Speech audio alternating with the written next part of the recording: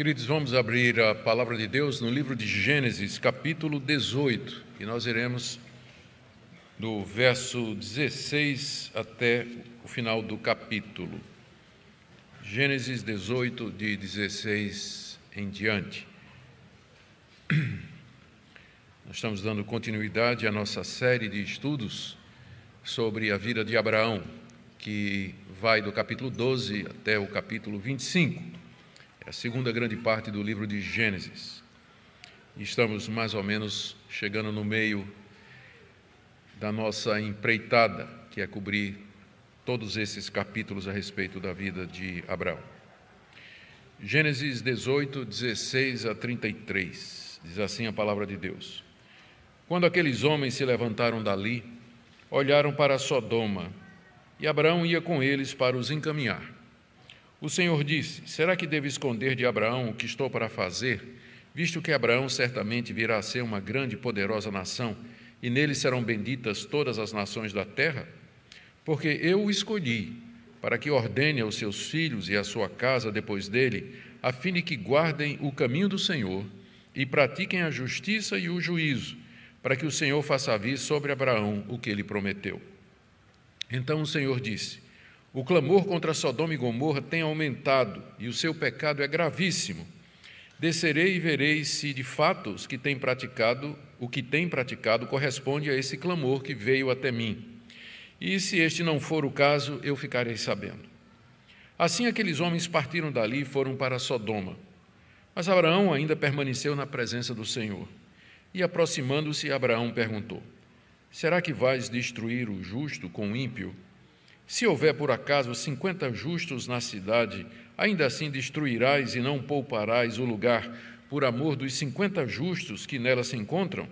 Longe de ti fazerdes tal coisa, matar o justo com o ímpio, como se o justo fosse igual ao ímpio. Longe de ti. Será que o juiz de toda a terra não faria justiça? Então o Senhor disse: se eu encontrar 50 justos dentro da cidade de Sodoma, pouparei a cidade toda por amor a eles. Abraão continuou: eis que me atrevi a falar ao Senhor, ainda que sou pó e cinza. Caso faltem 5 para 50 justos, destruirás por isso toda a cidade? Deus respondeu: não a destruirei se eu encontrar ali 45. Então Abraão disse: e se por acaso houver ali apenas 40? Deus respondeu: não farei por amor aos 40. Abraão insistiu: não se ire o Senhor se eu continuar a falar. E se houver ali apenas 30? O Senhor respondeu: não farei se eu encontrar ali 30. Abraão continuou: eis que me atrevi a falar ao Senhor.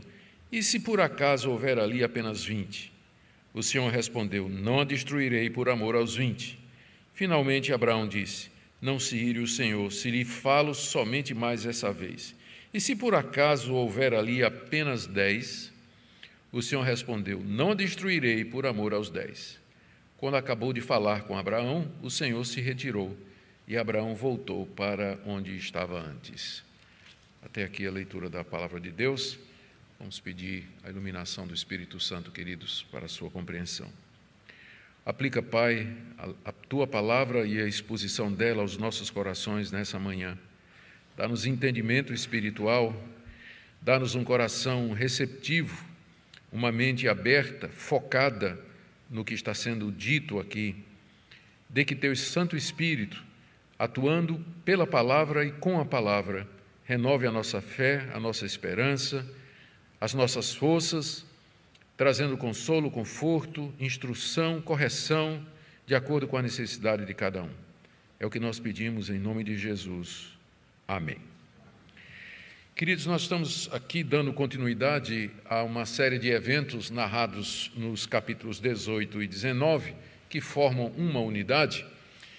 Os eventos culminando com a destruição de Sodoma e Gomorra e o resgate do sobrinho de Abraão, chamado Ló, que morava na cidade de Sodoma. No início do capítulo 18, conforme vimos na última mensagem, o Senhor Deus e 2 anjos visitaram Abraão em forma humana. Abraão os recebe com muita hospitalidade, sem saber a princípio quem eles eram. Deus, então, à medida que vai se revelando, reitera a Abraão a promessa que lhe fizera de que dali a 1 ano sua esposa Sara teria um filho e que seria aquele herdeiro prometido, o descendente tão desejado, vimos como Sara, ouvindo aquilo que foi dito, riu com incredulidade no seu coração e foi em seguida repreendida pelo Senhor. Hoje nós veremos a continuação desse episódio, ao final daquela refeição, eventos que antecederam a destruição das cidades de Sodoma e Gomorra. A primeira parte aqui da nossa narrativa traz a revelação de Deus a Abraão quanto à razão pela qual ele tinha vindo até Abraão e tinha descido com o objetivo de ir até Sodoma. Lemos aí no verso 16 que após a refeição, os 3 homens sinalizam que vão para a cidade de Sodoma. Verso 16, quando aqueles homens se levantaram dali, eles estavam assentados debaixo dos carvalhos, comendo aquela refeição maravilhosa que Abraão e Sara haviam preparado. Quando eles terminaram, se levantaram e olharam para as bandas de Sodoma. Olharam para os lados de Sodoma. O texto sugere que eles foram para um lugar alto, lembrando que ali onde eles estavam, os carvalhais de Manre, era perto de Hebrom, era na região montanhosa que ficava a oeste do Rio Jordão, e de lá, então, eles olharam para o Vale do Jordão, viraram o rosto para o Vale do Rio Jordão, e lá embaixo estavam as cidades da planície, entre elas as mais conhecidas, Sodoma e Gomorra. Com isso, dando a entender que era para lá que agora eles iriam, depois daquela pausa ali na tenda de Abraão. E como bom anfitrião oriental, Abraão, diz aí o final do verso 16, foi com eles para mostrar o caminho. Era assim que o sheik procedia, a pessoa que recebia os seus visitantes, depois de prestar a hospitalidade, mostrava o caminho, lembrando que naquele tempo as coisas não eram sinalizadas, não é como é hoje, nem tinha GPS. Então dependiam muito da direção que era dada pelos locais, pelo pessoal da região. E Abraão, então, foi mostrar o caminho para Sodoma. No verso 17 a 19, Moisés registra um diálogo de Deus consigo mesmo, ao qual Moisés só pode ter tido acesso através de revelação direta da parte de Deus, quando foi registrar o livro de Gênesis. Muita coisa Moisés recebeu através de revelação direta, coisas que não tinha outra forma dele saber, como, por exemplo, esse diálogo aqui no coração de Deus. O que é que se passa na mente de Deus? Deus, diz aí esses versículos, decidiu que não esconderia de Abraão o que é que ele tinha vindo fazer. Verso 17, o Senhor disse para si mesmo, será que eu devo esconder de Abraão o que eu estou para fazer? Ele toma essa decisão de que vai revelar ao patriarca a razão pela qual ele tinha vindo até a terra e o que é que seria o seu próximo passo. E a razão para que ele não ocultasse de Abraão o que ia fazer, as razões estão aí do verso 17 em diante, até o verso 19. O Senhor disse, será que devo esconder de Abraão o que estou para fazer? Aí, verso 28, a primeira razão, que Abraão seria canal de bênçãos para todas as nações. Abraão, verso 18, visto que Abraão certamente virá a ser uma grande e poderosa nação, e nele serão benditas todas as nações da terra. Abraão viria a ser uma nação grande e poderosa, os seus descendentes se formariam numa grande nação, com muito poder e influência em toda aquela região, e através dos descendentes de Abraão, todas as demais nações da terra seriam abençoadas.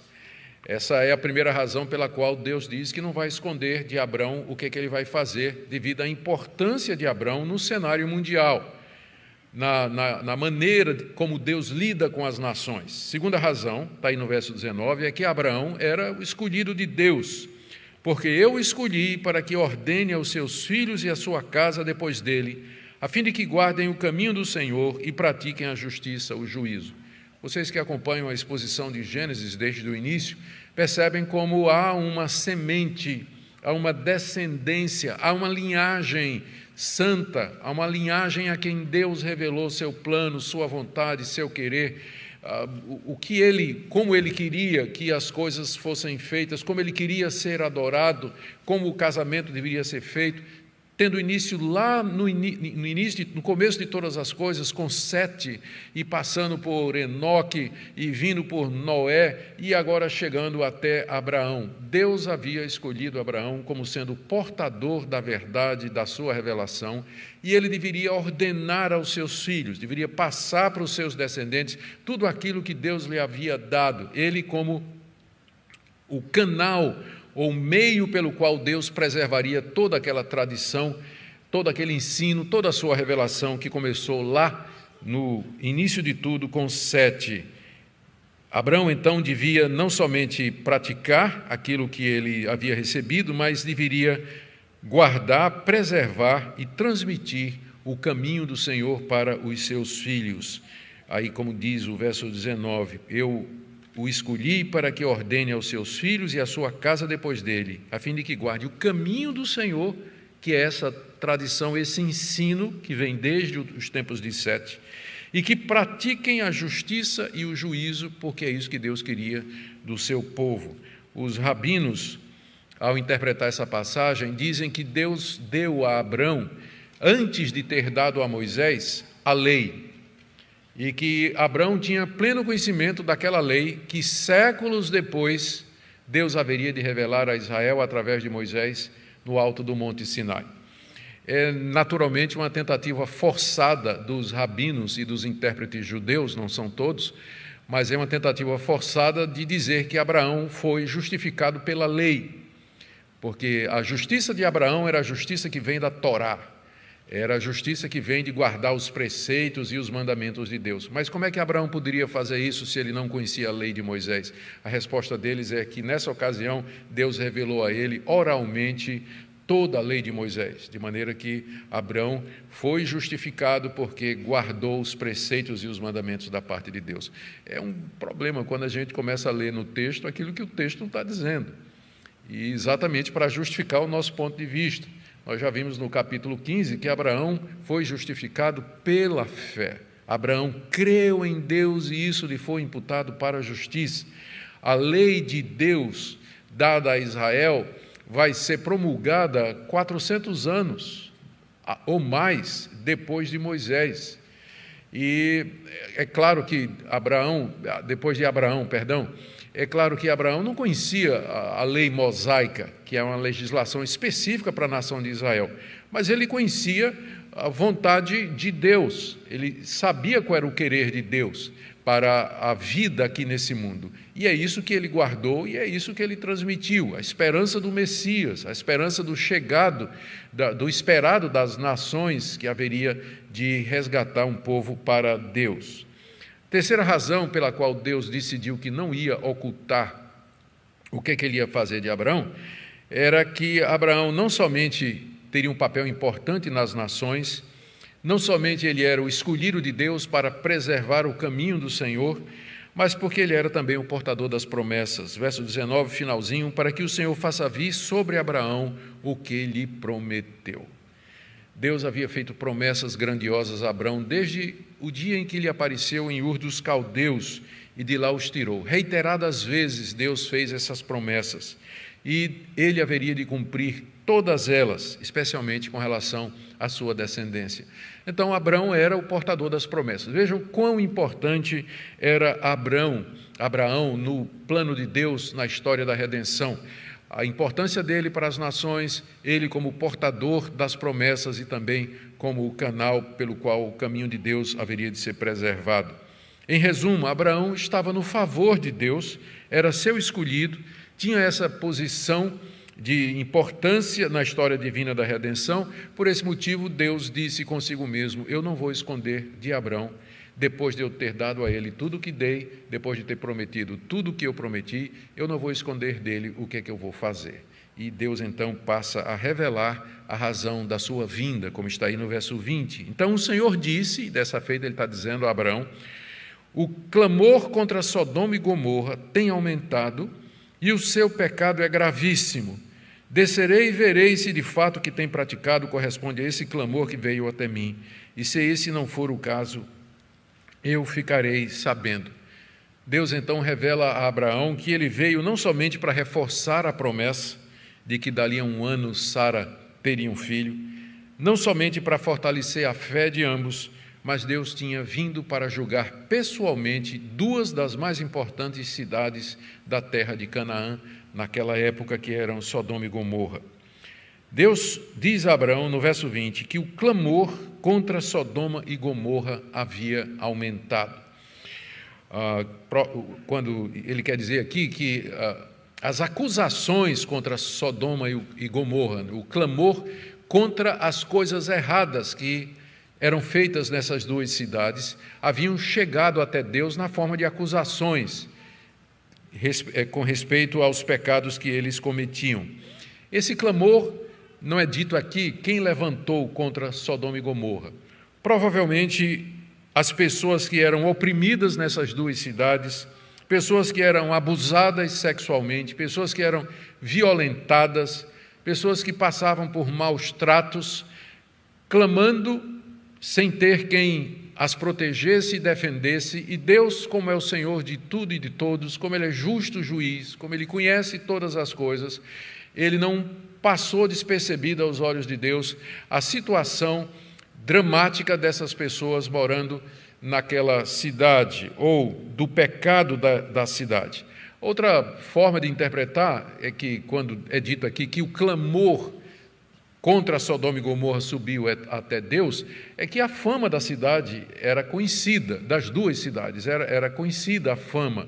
Nós já vimos bem antes, né, no capítulo 13, que já havia uma espécie de spoiler, quando Moisés diz assim, que os moradores de Sodoma e Gomorra eram maus e grandes pecadores diante de Deus, já preparando o caminho para isso que vai acontecer aqui. Então, a fama da cidade, o sofrimento das pessoas que eram oprimidas ali, tudo isso subiu diante de Deus, porque essas coisas não passam despercebidas aos olhos do Senhor de toda a terra. E Deus diz ainda que o pecado de Sodoma e Gomorra, se essas acusações eram verdadeiras, era um pecado gravíssimo, gravíssimo. É o termo que é usado aí no final do verso 20, não é só grave, mas é gravíssimo o pecado que essas cidades têm cometido.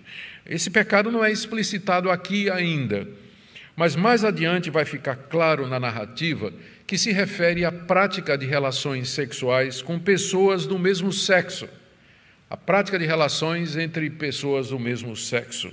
Esse pecado é considerado aqui, no relato de Gênesis, como sendo gravíssimo a ponto de Deus vir pessoalmente avaliar o que ele tinha ouvido, para ver se correspondia à verdade, uma vez que ele é justo e que ele não comete injustiça contra ninguém. Ele queria verificar com exatidão a veracidade desse clamor, desse pecado grave alegado contra essas duas cidades. Ele queria saber se os atos dos moradores de Sodoma e Gomorra eram de fato tão perversos como ele estava ouvindo, como o clamor contra as cidades estava dizendo. E caso não fosse verdade, final do verso 21, se este não for o caso, eu ficarei sabendo.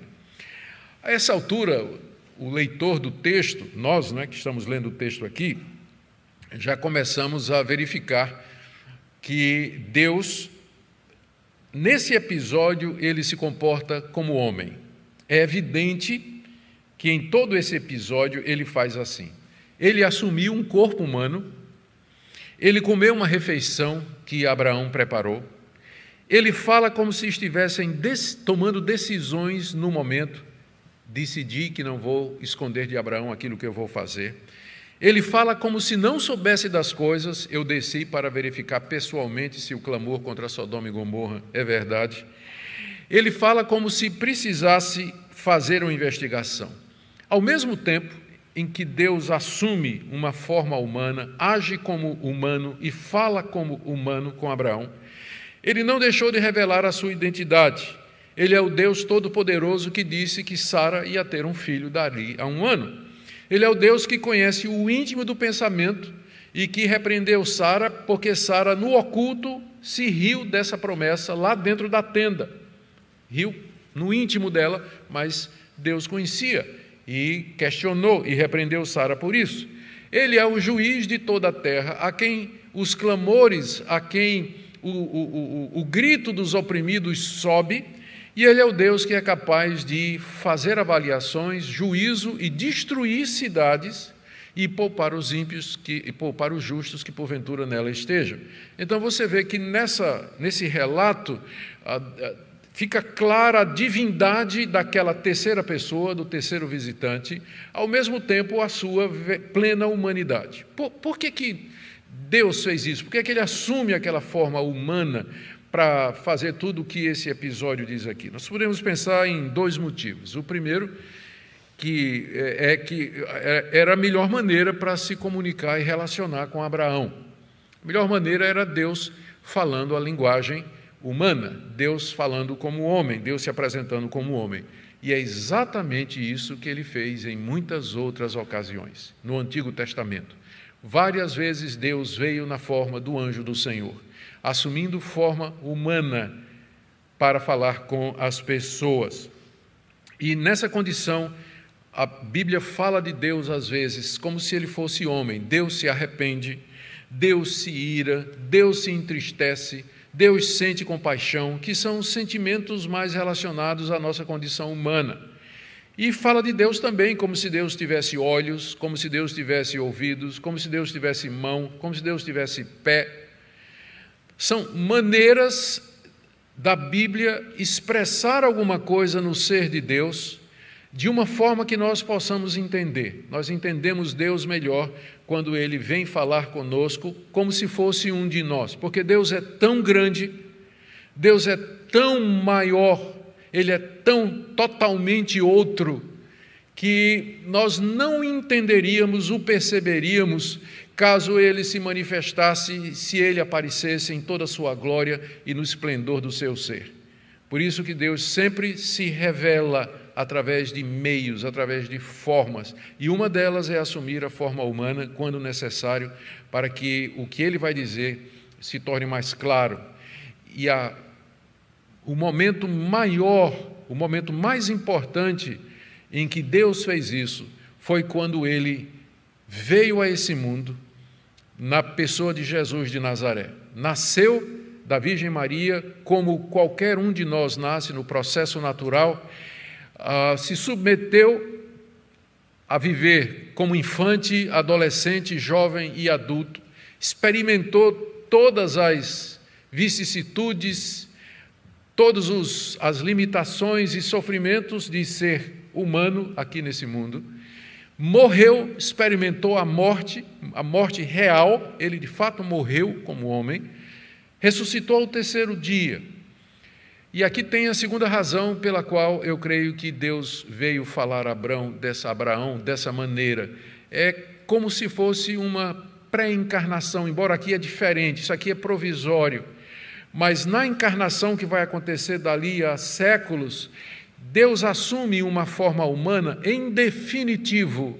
Ele adiciona à natureza humana a sua natureza divina, de maneira que Deus, na pessoa do Filho, Deus Filho, é verdadeiro Deus e verdadeiro homem até hoje. E Ele está sentado à direita de Deus como homem. Como o próprio apóstolo Paulo diz, há um só Deus e um só mediador entre Deus e os homens, Jesus Cristo, homem. Exatamente porque Ele é homem, Ele está sentado à direita do Pai e Ele intercede por nós, porque Ele é da nossa raça, Ele participa da nossa humanidade. E esse episódio aqui, ele como que antecipa, prepara o cenário bíblico para a encarnação, quando Deus veio finalmente, definitivamente a esse mundo. Pisou no nosso chão, bebeu nossa água, respirou nosso ar, comeu nossa comida, viveu como um de nós e vive para sempre como homem, Deus e verdadeiro homem eternamente. Essas são as razões que nós podemos adiantar aqui para esse episódio extraordinário em que Deus se oferece a Abraão como uma pessoa. Abraão não deixou passar a oportunidade. Do verso 22 a 33, ele intercede pela cidade de Sodoma e Gomorra. No verso 22, nós lemos que 2 dos anjos, depois que Deus disse a Abraão o que é que ele tinha vindo fazer, aqueles homens partiram dali e foram para Sodoma, mas Abraão ainda permaneceu na presença do Senhor. Os 2 anjos desceram, caminho do vale, para a cidade de Sodoma e para a cidade de Gomorra. Mas Deus ficou ali com Abraão, para dar a Abraão a oportunidade de fazer aquilo que Deus sabia o que ele ia fazer. É como que se Deus graciosamente dissesse: eu vim para destruir Sodoma e Gomorra, mas eu vou escutar o que você tem para dizer. E Abraão não deixa passar a oportunidade, diz aí que ele ficou na presença do Senhor, enquanto que os anjos desceram para cumprir a sentença de Deus. Lembrando que os anjos, com frequência na Bíblia, são enviados por Deus para executar juízo. No livro do Apocalipse, são os anjos que derramam os juízos de Deus sobre toda a terra. Mais adiante, na revelação bíblica, Deus manda um anjo para castigar Jerusalém por causa do pecado de Davi. São anjos que destruíam exércitos inteiros. Foi o anjo da destruição, o anjo da morte, que passou lá na terra do Egito e matou os primogênitos, inclusive de Faraó. Os anjos são enviados de Deus para executar os seus juízos aqui contra os ímpios e para proteger e abençoar aqueles que são seus. Então, os 2 anjos desceram na direção de Sodoma para executar a vontade de Deus, e Deus ficou ali com Abraão, no alto da montanha, enquanto os anjos desciam. Abraão, então, intercede 6 vezes por Sodoma. 6 vezes. Vai aí do verso 23 até o verso 32. Abraão já conhecia Sodoma e Gomorra. Abraão já conhecia os reis de Sodoma. O nome do rei de Sodoma era Bera. E ele conhecia o rei de Gomorra. O nome era Birsa. A gente sabe disso por conta do capítulo 14, quando Abraão lutou para trazer de volta as pessoas e os bens dessas 2 cidades que tinham sido saqueadas por reis que tinham vindo lá do Oriente, da Mesopotâmia. Abraão já tinha lutado por eles. E o mais importante, Abraão sabia que Ló, seu sobrinho e sua família estavam lá em Sodoma, e que agora os anjos estavam indo na direção da cidade para destruir a cidade, caso se verificasse que o clamor era verdadeiro, e certamente era. Abraão, então, intercede. Eu quero destacar alguns pontos dessa intercessão, uma vez que são muito parecidas entre si, são 6 vezes, eu vou tentar resumir.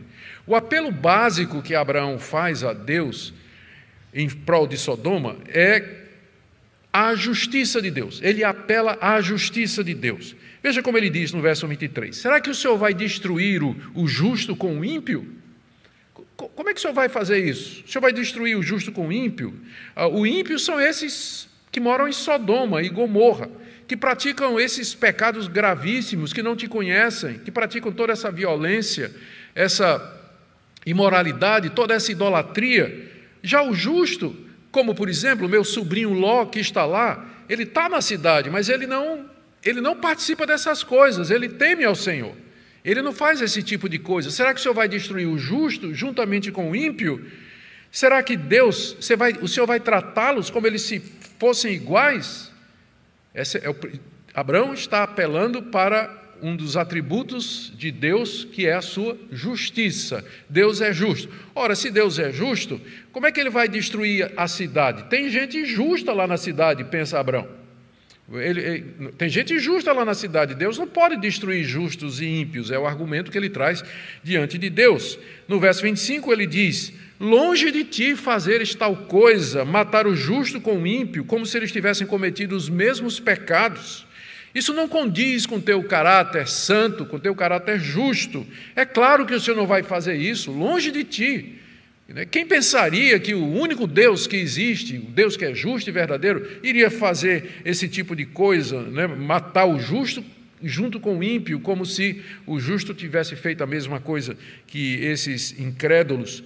E aí o terceiro argumento, ainda na justiça de Deus, está no verso 25. Será que o juiz de toda a terra não faria justiça? Somente o Senhor é justo e juiz de todos, e todos aguardem que o Senhor, ao julgar, faça isso de maneira justa. Mas agora, o Senhor vai destruir o justo com o ímpio? Então, o primeiro argumento de Abraão é a justiça de Deus. E, queridos, a Bíblia nos ensina que esse é o tipo de oração que prevalece contra Deus. Não contra, mas diante de Deus. Esse é o tipo de oração que prevalece. Quando você apela para quem Deus é, e pergunta a Deus se o que ele vai fazer ou deixar de fazer está de acordo com aquilo que ele revelou que ele era. O Senhor mostrou que é justo, mas isso que o Senhor está indo fazer não parece que é justo. Então, o Senhor vai fazer isso mesmo? O Senhor vai destruir o justo com o ímpio? Então, apelar para quem Deus é faz parte integral da oração que prevalece. Daí, essa relação inseparável entre leitura da Bíblia e oração.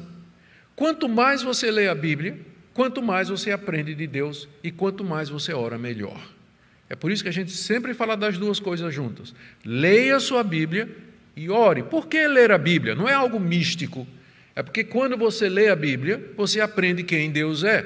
E quanto mais você conhece a Deus, melhor você ora, melhor você intercede, melhor você suplica, confessa, melhor você entende os caminhos de Deus e se dirige a Ele. O segundo apelo de Abraão também é a um outro atributo de Deus, dessa feita a sua misericórdia e o seu amor. Ele diz no verso 24, Senhor, se tiver 50 justos na cidade, ainda assim o Senhor vai destruir a cidade? O Senhor não poderia poupar a cidade por amor aos 50 justos? Aqui ele não está apelando mais para a justiça de Deus. Ele está apelando agora para a misericórdia de Deus e o amor de Deus pelo seu povo. Então, por amor ao teu povo, tu, além de justo, tu és um Deus amoroso, um Deus fiel. Por amor ao teu povo, o Senhor não poderia poupar a cidade? Se tiver 50 justos lá, será que o Senhor vai destruir tudo? Claro, Abraão tem em mente aqui o seu sobrinho Ló, que apesar de ter feito as escolhas erradas que fez, mas ele era temente a Deus, ele não era idólatra, ele não participava nos pecados que eram cometidos ali na cidade, embora morasse lá. Péssimo lugar para criar família, como a gente vai ver. Será que Deus não pouparia a cidade por amor ao seu povo que porventura estivesse lá? Vamos dizer, Senhor, 50. Quantos moradores havia em Sodoma e Gomorra, a gente não sabe, a gente pode estimar aí alguma coisa na faixa de 1.000, 1.200 pessoas, sei lá, 2.000 pessoas mais ou menos. É uma cidade de alguma proporção, não é? Ali no Vale do Jordão, talvez bem mais do que isso. Então 50 parecia um número razoável para Abraão começar a argumentar com Deus. E Deus responde a Abraão. A gente pode pensar aqui que Abraão estava sendo assim ingênuo, porque ele conhecia os cananeus. Mas vocês lembram que entre os cananeus havia alguém como Melquisedeque, que não era da linhagem de Abraão, não era da linhagem dos setitas, mas era um rei cananeu que tinha um conhecimento de Deus. Era servo, inclusive, era sacerdote do Deus Altíssimo e morava lá em Canaã. Quem sabe Abraão disse, há outros como Melquisedeque, há pessoas que têm o temor de Deus no meio dessa cidade aí. E aí ele começa a argumentação dele com base no amor que Deus teria por estes supostos justos que talvez existissem ali em Sodoma e Gomorra. E Deus, veja a misericórdia de Deus, ele responde a Abraão, ele diz, sim, se eu encontrar 50 justos ali na cidade, eu vou poupar a cidade, eu não sou injusto, eu não vou destruir a cidade toda, tendo lá 50 pessoas que temem o meu nome. Que grande amor e misericórdia de Deus, não é? Que compaixão desse Deus extraordinário que nos é apresentado na Escritura. E aí, quando Deus dá o sinal positivo, né, Abraão se sentiu encorajado e, quem sabe, disse assim, rapaz, mas pode ser que não tenha 50. E aí, a partir daí, do verso 27 até 32, Abraão vai apresentando diferentes cenários a Deus e pedindo e levando o seu pedido cada vez mais longe, até chegar em 10. Até chegar em 10. Ele vai esticando, indo cada vez mais longe até chegar em 10, porque ele sentiu que talvez não tivesse mesmo os 50 ali, não é? A fama dos moradores, afinal, era terrível. E com todo cuidado, quase pedindo desculpas a cada vez, Abraão vai estendendo a sua intercessão a números cada vez menores. E se tiver 45, e se tiver 30, e se tiver 35, se tiver 30, e se tiver 20, e por aí vai. Ele meio que pede desculpas a Deus, né? Ele meio que...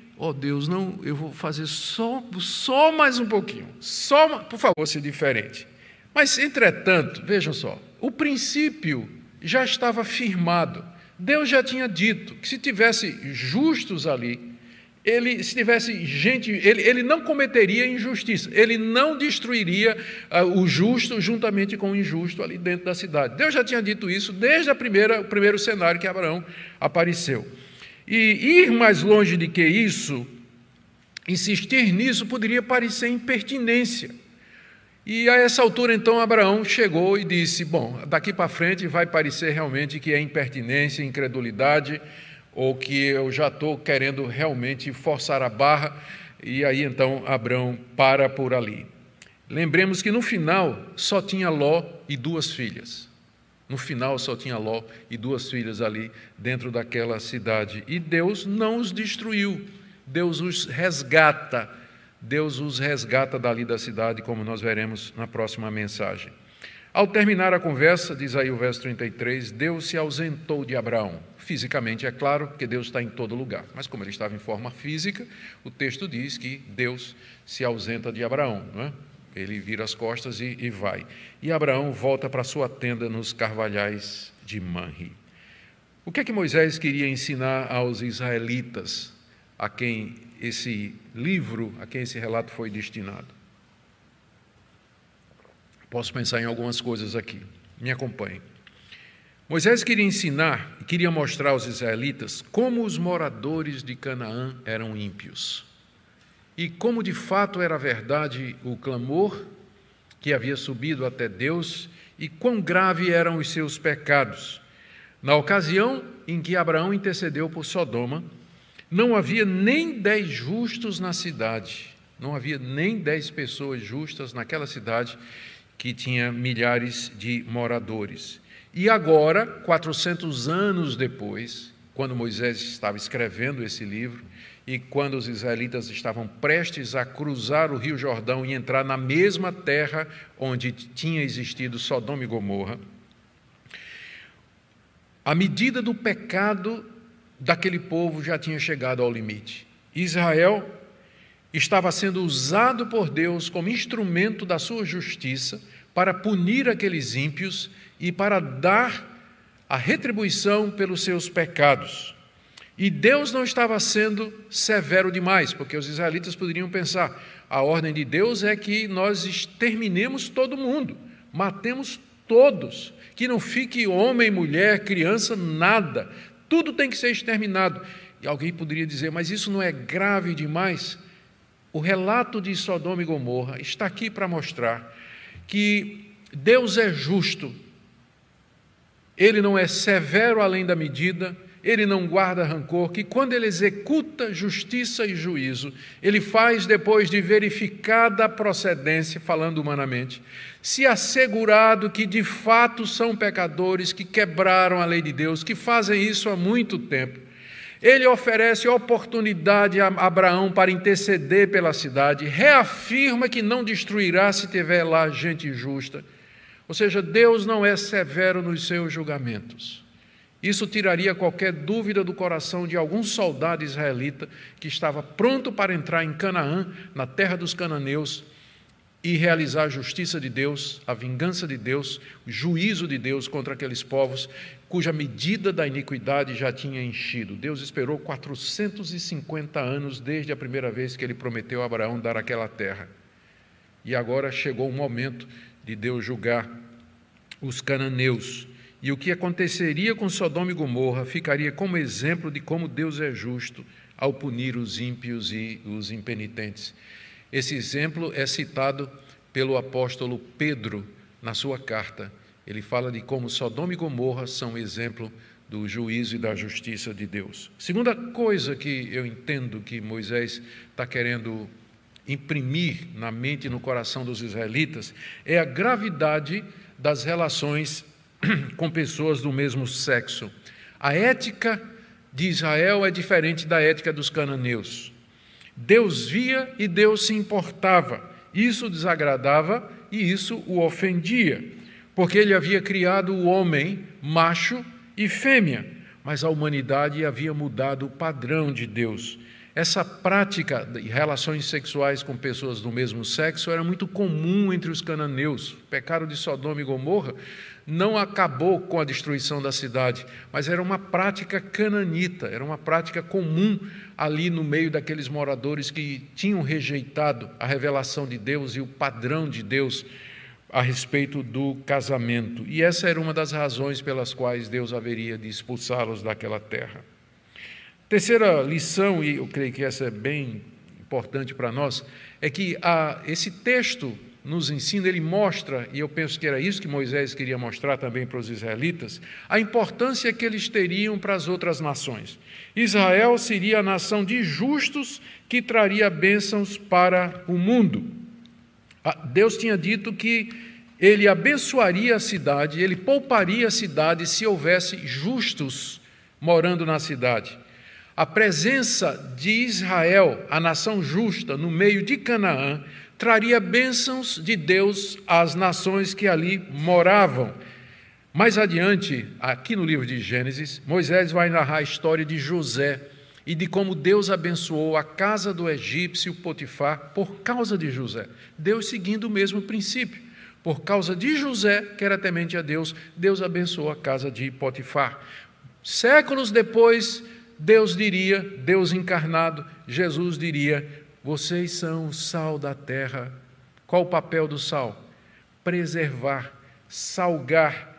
Nós somos o sal da terra. O mundo só não deteriorou, só não apodreceu, porque os filhos de Deus, o povo de Deus, funcionam como sal que preserva. Da mesma forma que a presença do justo traz bênção, inclusive sobre os injustos. E o próprio Jesus, no seu sermão escatológico, ele disse que por causa dos eleitos, Deus abreviaria os dias da grande tribulação.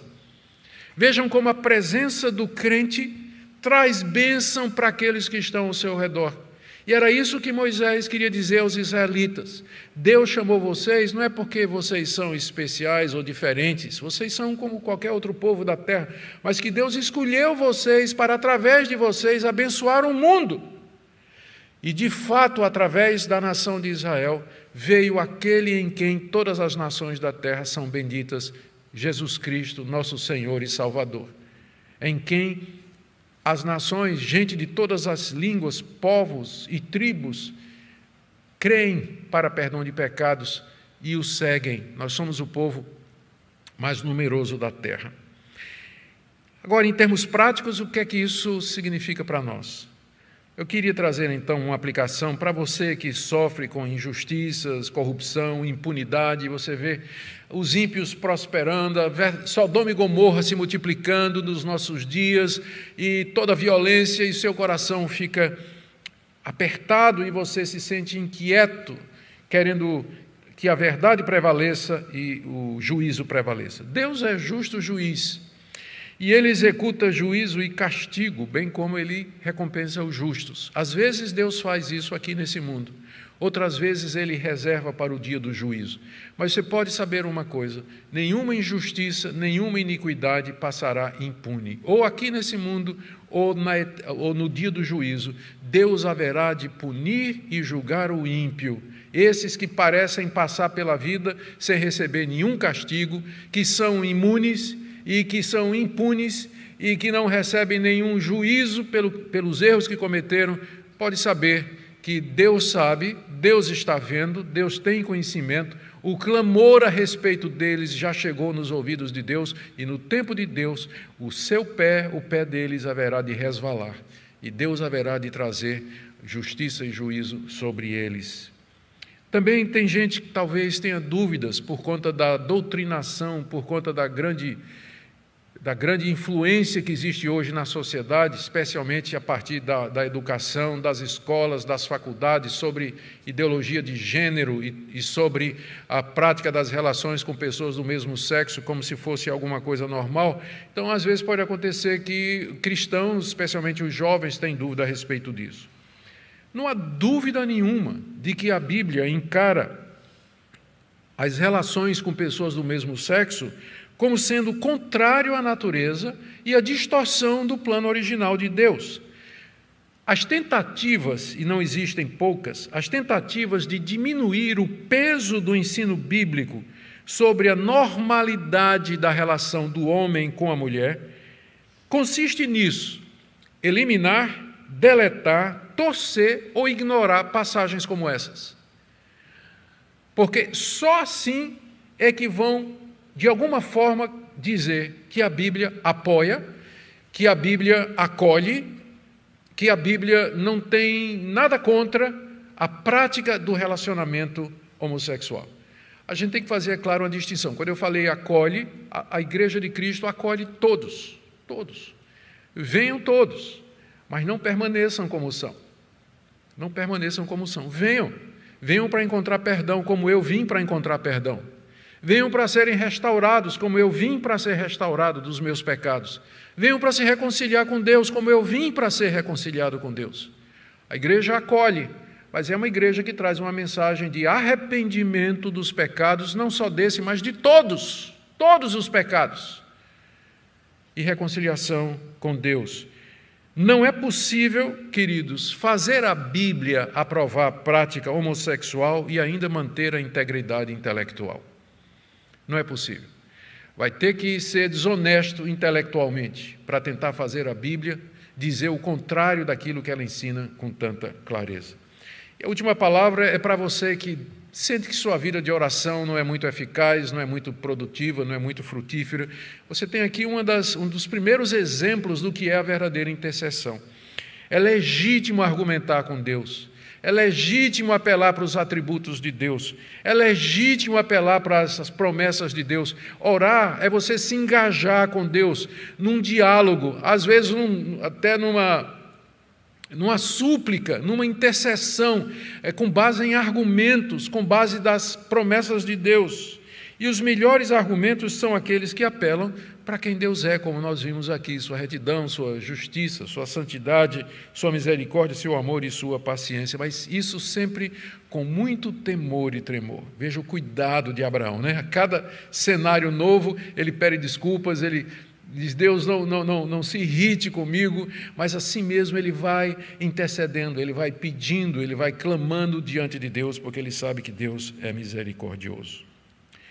Por último, a importância de você ter amigos como Abraão. Se você só tem amigos descrentes, ou gente que se diz crente, mas que não tem a vida de oração, olha o que é que você está perdendo. O que é que salvou Ló de ser destruído com Sodoma e Gomorra? A intercessão de Abraão. É bom você ter gente crente como amiga sua, gente que ora por você, que intercede por você, mas se seus amigos, o tipo de gente com que você anda, não conhece a Deus, não teme a Deus, não é gente de oração, quem vai interceder por você na hora do desastre? Quem é que vai pedir por você na hora da dificuldade? Que privilégio ser amigo de gente como Abraão. Procure esses amigos e com certeza você será abençoado através da intercessão deles. Amém? Queira Deus aplicar sua palavra ao seu coração nessa manhã, querido.